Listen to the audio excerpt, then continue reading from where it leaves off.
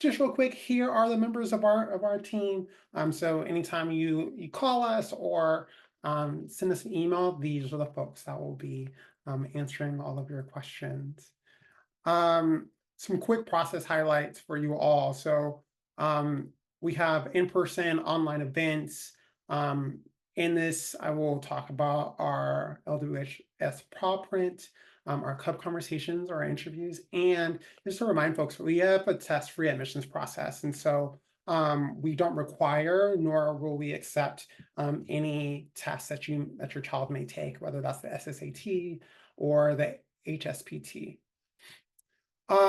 Here are steps. And so it is submitting part 1 of the process, our cup conversations, part 2, our essays, our recommendations and transcripts, our paw print, which is optional, and flexible tuition. Okay. So for the parent guardian application, so that's part 1 of the process. This is really just an opportunity for us to learn about your child through your eyes and perspective. It's a chance for you to help us contextualize your child and give insights into the things that they're really great at, some things that they might find challenging, and for you to tell us why you feel like Lick would be a really great place for your child, and why they would be a really great fit for Lick.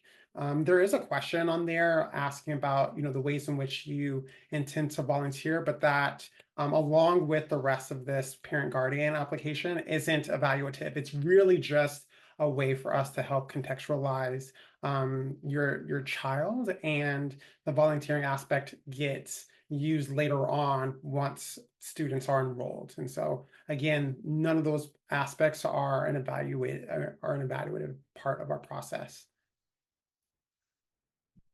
Moving forward, sorry. So club conversations. So these are our interviews. And so we really wanted to change this to being a conversation to emphasize that it's just a time for us to really get to know your child.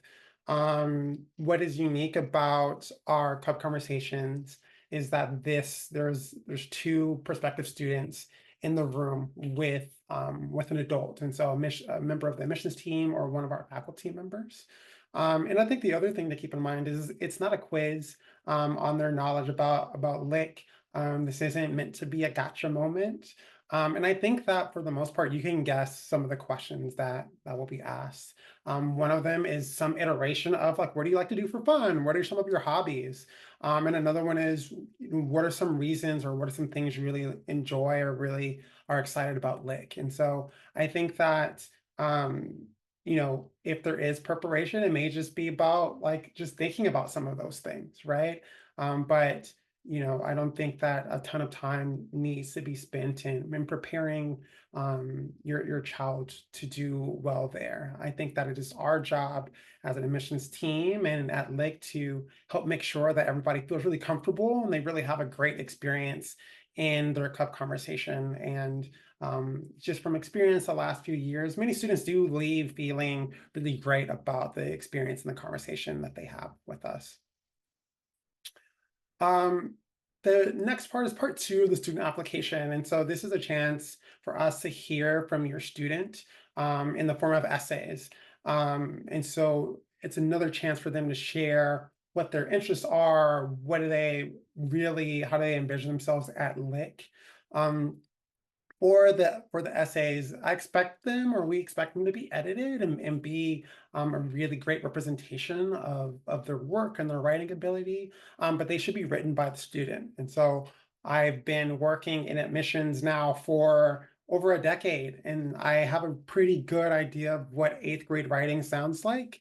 And so parents, again, try your best to let your student do their thing. And if they ask you to read it over to check for grammar and spelling and things like that, I think that's perfectly fine. But we really want to see a representation of your child's work and not yours and not one that's AI generated. So for recommendation forms and transcripts, we would love to have them by the decision deadline in January 9th and or the application deadline, and I know that those things take some time. And so I think that if needed, we would love to have them really, by January 24th at the latest. And so, especially with transcripts, if you anticipate that your transcripts will come later than the application due date, just have them reach out to us, have the school reach out to us and work with us with that. If you don't see that it's in on January 9th, that is perfectly fine. We'll send you an email to say like, hey, we're missing these things, but no need to panic, no need to worry. It's not going to negatively impact your child's application if we don't get it. We're going to work as hard as we can on our end to make sure that your child has all of their parts and pieces of their application submitted, so that we can give them as great of a chance as possible to read really well. And I think that's our goal at the end of the day. We don't want to ding anybody. We don't want any of these pieces to be to negatively impact your child. We want to see them in the best possible light. And so we're going to work as hard as we can to make sure that these also get in. As a part of our application, we offer students the ability to have one additional letter of recommendation, and that can also be submitted through Ravenna. And so you can delegate a Ravenna form on the application platform that we use to someone that, and so that they can submit the recommendation letter. For that, I would say to use that sparingly for folks. So if you go to a school where you feel like your teachers know your child really well, that maybe they have small class sizes, the additional recommendation letter probably isn't needed. But if you go to a school, or your child goes to a school where perhaps there's 30 students in a classroom, and the teachers may not know them as well, this is a great opportunity for you to delegate that form to maybe a 7th grade teacher who may have known them for a lot longer, or maybe a coach, or a rabbi, or a choir teacher, or a piano instructor.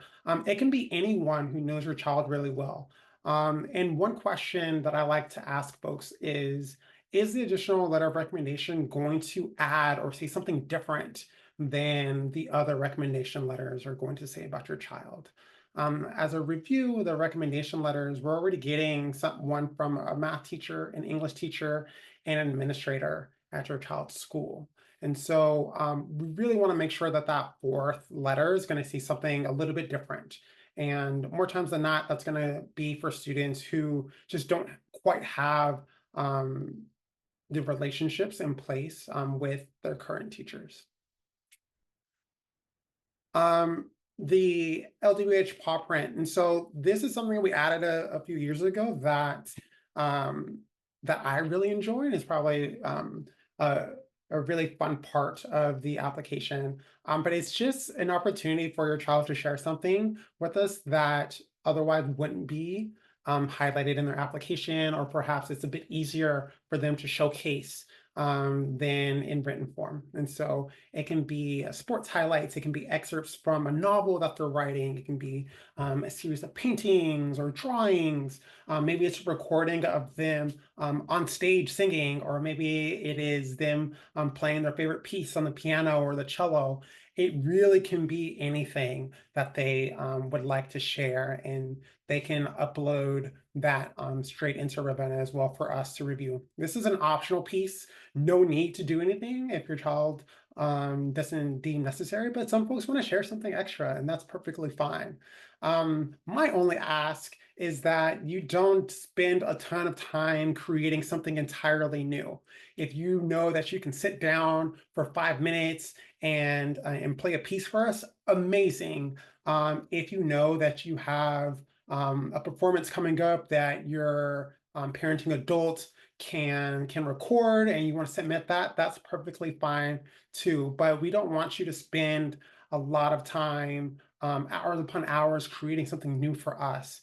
We really just want you to share something that you already have. And so if you have a series of paintings or drawings or something that you want to compile for us so that we can look at, I think that's perfectly fine. But no need to spend more than, I'm going to say, maybe 25 minutes making something for us. So if it's something quick and easy that you can make for us, perfectly fine.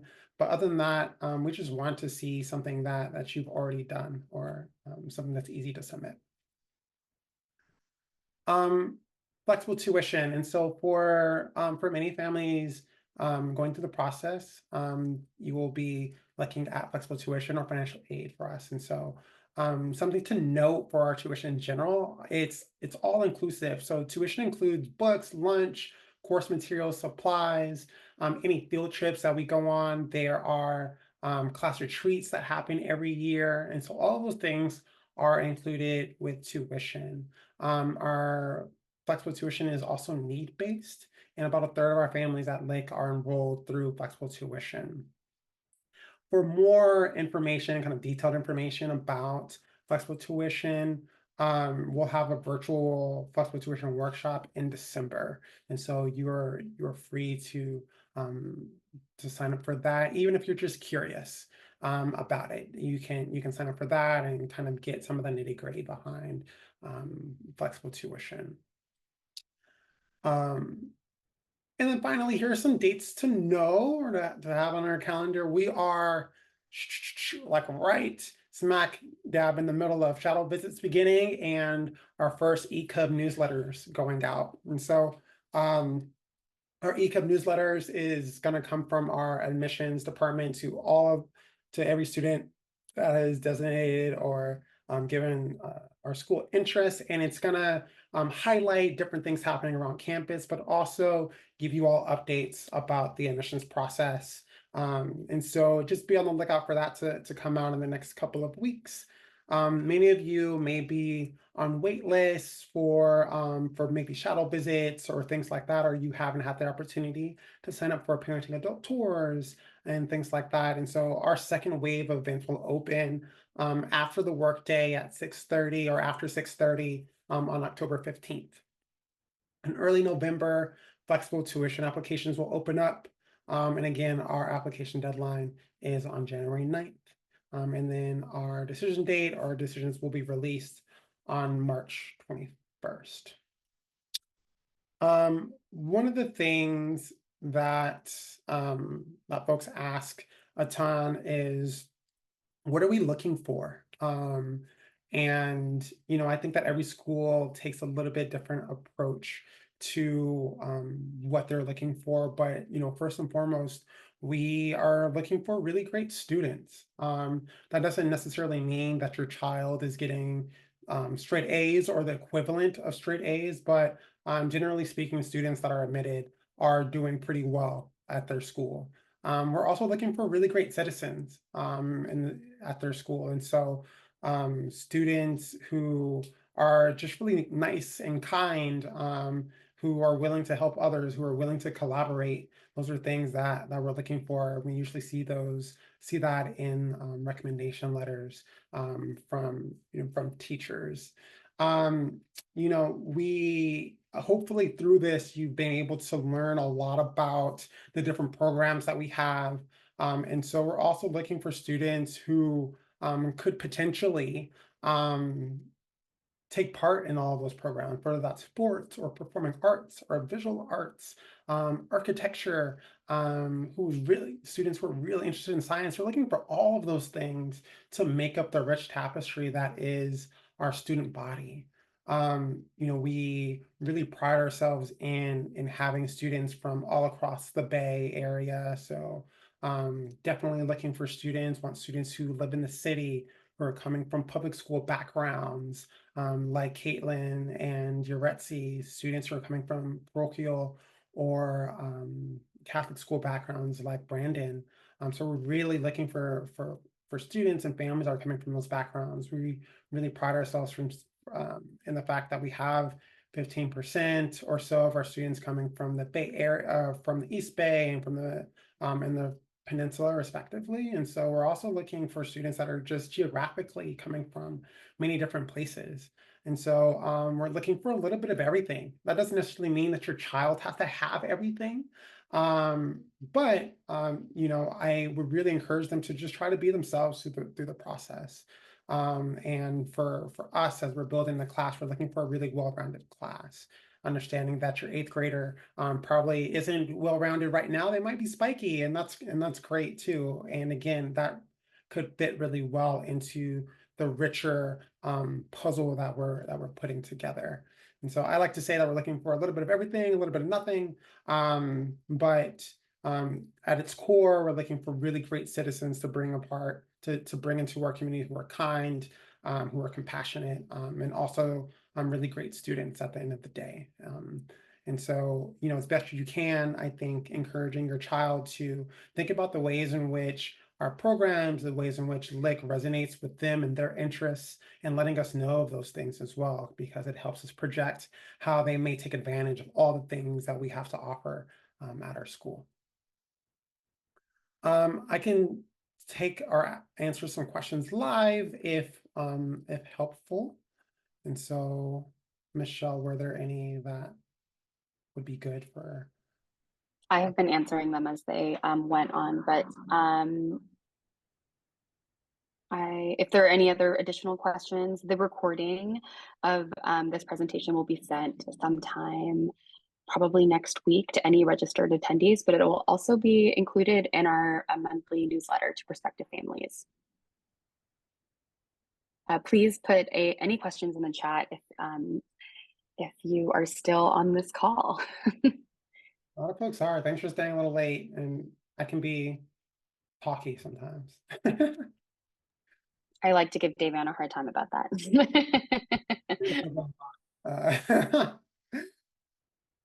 So let's see. Yeah, a lot of things were answered.